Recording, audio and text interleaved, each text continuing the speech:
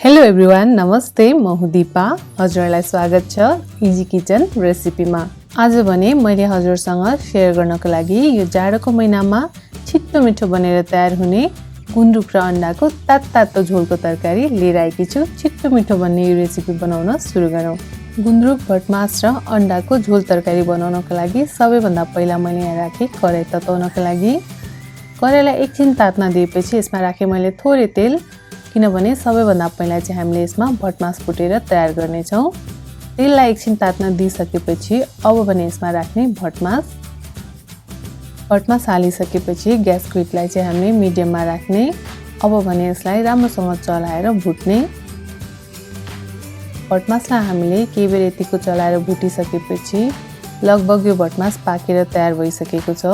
भटमास यतिको पाकेपछि हामीले यो सँगसँगै यसमा गुन्द्रुक पनि राखेर भुट्छौँ। गुन्द्रुकलाई चाहिँ धेरै बेर भुट्नु पर्दैन। कराई एकदम मजाले तातेको हुनाले गुन्द्रुक हालेको केही सेकेन्ड मात्र यसलाई राम्रोसँग चलाएर भुट्ने। यसरी केही सेकेन्ड भुटिसकेपछि अब भने यो गुन्द्रुक र भटमासलाई हामीले एउटा प्लेटमा निकाल्छौँ। गुन्द्रुक र भटमासलाई निकालिसकेपछि अब भने हामीले फेरि यही तातेकै कराईमा राख्छौँ थोरै तेल। कराई तातो भएको हुनाले तेल तात्न धेरै टाइम लाग्दैन। मैले यहाँ तेल राखेँ र तेल तातेर यहाँ तयार भइसकेको छ। अब भने यसमा मैले राखेँ दुईटा सादा फिटेर राखेको अन्डा। अन्डा राखिसकेपछि यसलाई एक साइडबाट एकैछिन पाक्न दिने। एकैछिन एक साइडबाट पाकिसकेपछि अब भने यसलाई मैले यहीँनिर यो पनिरको सहायताले टुक्राइदिने छु। यदि हजुरहरूलाई यसरी सजिलो लाग्छ भने यसरी नै यहीँ टुक्राएर बनाउन सक्नुहुन्छ। हैन भने हजुरले बेग्लै अमलेट बनाएर पछि त्यसलाई सानो सानो पिसमा काटेर पनि युज गर्न सक्नुहुन्छ। मैले भने अन्डालाई टुक्राएपछि केही बेर भुटे। यतिको भुटेपछि यो अन्डा पाकेर तयार भयो। अब भने यो अन्डालाई एउटा प्लेटमा निकालिदिने। अन्डा निकालिसकेपछि अब भने फेरि यो तातो कराईमा राख्ने तेल। तेललाई एकैछिन तात्न दिने। तेल राम्रोसँग तातिसकेपछि अब भने यसमा फुराउन राख्ने जिरा र मेथी। जिरा र मेथीलाई केही बेर राम्रोसँग फुराइसकेपछि अब यसमा राखेँ मैले मिडियम साइजको मसिनो गरी काटेको प्याज र एउटा खुर्सानी। हजुरलाई कतिको पिरो मनपर्छ त्यही अनुसार खुर्सानी धेरै या थोरै राख्न सक्नुहुन्छ। प्याज र खुर्सानी राखिसकेपछि अब भने हामीले ग्यासको हिटलाई मिडियममा राखेर यसलाई राम्रोसँग चलाएर गोल्डन ब्राउन हुने गरी पकाउने। प्याजलाई केही बेर राम्रोसँग भुटिसकेपछि अब भने प्याजको कलर यहाँ पुरै चेन्ज भइसकेको छ। यतिको कलर चेन्ज भइसकेपछि अब यसमा राख्ने अदुवा र लसुनको पेस्ट। अदुवा र लसुनको पेस्ट राखेसँगै यसमा मैले मसिनो गरी काटेको 3टा मिडियम साइजको टमाटर राखेँ। टमाटर राखेसँगै यसमा थोरै राख्ने बेसार।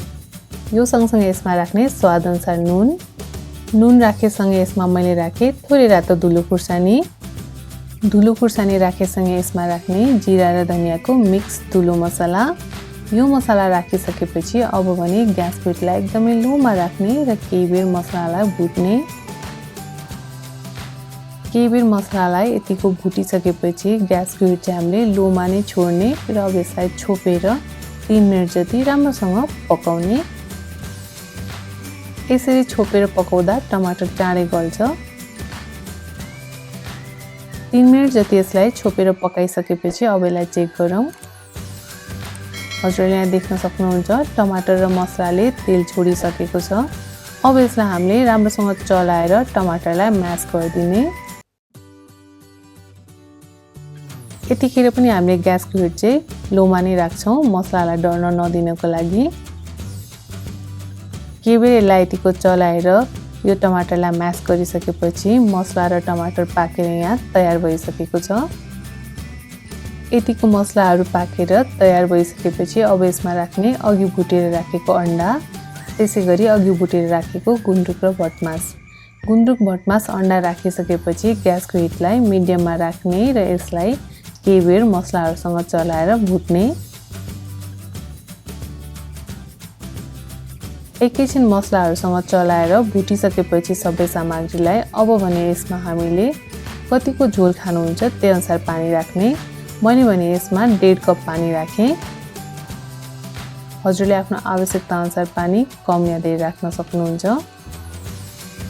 आवश्यकता अनुसार पानी राखिसकेपछि अब यसलाई एकचोटि राम्रोसँग चलाइदिने। ग्यासको हिटलाई मिडियममा राख्ने। अब यसलाई छोपेर राम्रोसँग उम्लिन दिने। ग्यासको हिटलाई मिडियममा राखेर यसलाई छोपेर लगभग 2-3 मिनेट राम्रोसँग उम्लिन दिइसकेपछि अब भने हाम्रो यो गुन्द्रुक भटमास र अन्डाको तातो झोल बनेर यहाँ तयार भइसकेको छ। हजुरले देख्न सक्नुहुन्छ तातो गुन्द्रुक भटमास र अन्डाको झोल। अब यसलाई हामीले ग्यासको हिट बन्द गर्ने र तातो भातसँग सर्भ गरेर यो जाडो महिनामा खान सक्नुहुन्छ। हजुरले पनि यसरी नै यो छिट्टो मिठो रेसिपी एकचोटि बनाएर ट्राई गर्नुहोला। यो जाडोको मौसममा तातो छिट्टो मिठो रेसिपी हजुरलाई कस्तो लाग्छ कमेन्ट बक्समा गएर कमेन्ट गर्न नबिर्सिनुहोला र यस्तै छिट्टो मिठो अनि सजिलो खानेकुराको रेसिपीहरूको लागि इजी किचन रेसिपीलाई सब्स्क्राइब गर्न भने नबिर्सिनुहोला। यसको साथसाथै भिडियोलाई सेयर गरिदिनुहोला र मन परेमा भिडियोलाई लाइक गर्न नबिर्सिनुहोला। हजुरको दिन शुभ बितोस्। Thank you.